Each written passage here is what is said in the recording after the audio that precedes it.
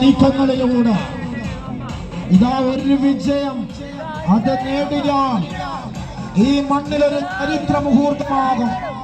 ഒരു ക്വാർട്ടർ ആ സ്വപ്നത്തിലേക്ക് എത്തണം.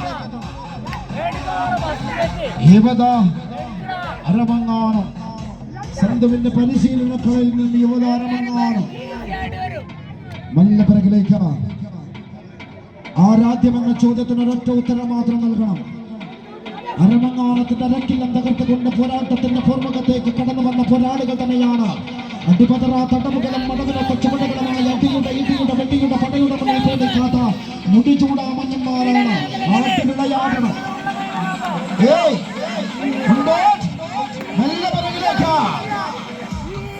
കാലിരിപ്പിന്റെ കരുത്തുമായി കമ്പ കയ്യിലടച്ച് കളിക്കളം അടക്കി ഭരിക്കുന്ന പ്രജാപതി കുട്ടങ്ങളെ പോലെ ഇന്നിന്റെ പോർക്കളത്തിലേക്ക് വിപിനും സംഘം എന്തും സമരിക്കാം. മുൻപോട്ടിന്റെ മക്കളാണ്.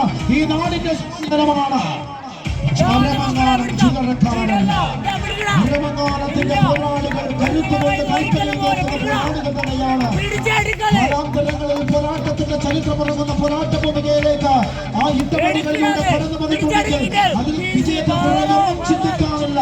അരമങ്ങാനം കടന്ന് കളനാട് കടന്ന് ഉദുമ കടന്ന് അങ്ങനെ അങ്ങനെ അങ്ങനെ വെക്കലം താണ്ടി പിന്നെ കാഞ്ഞങ്ങാടെത്തി അവിടെ നിന്ന് നേരെ മാവുങ്കാൽ കയറി പിന്നെ അമ്പലത്തറയത്തെ കൂത്തക്കാലത്ത് ഈ മണ്ണിലേക്ക് എത്തിയിട്ടുണ്ടെങ്കിൽ താണ്ടി താണ്ടി താണ്ടി വന്നിട്ടുണ്ടെങ്കിൽ അത് വിജയത്തിന് നടയാണമല്ല.